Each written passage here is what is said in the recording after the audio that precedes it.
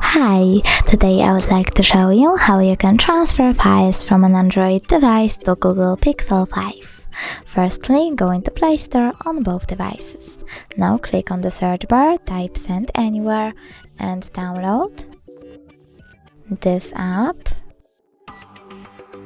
from this developer. After that, open it.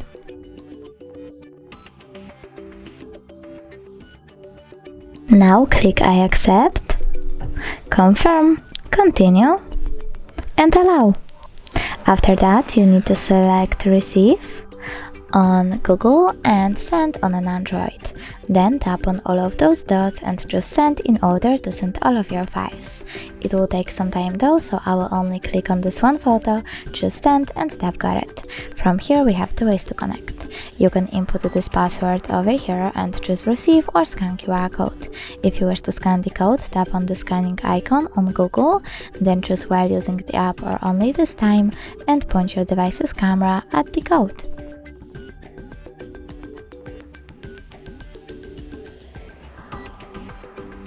As you can see, my file was successfully transferred, but you can always check it out for sure by going into some kind of Files app, selecting, in my case, Images, and tapping on Send Anywhere section.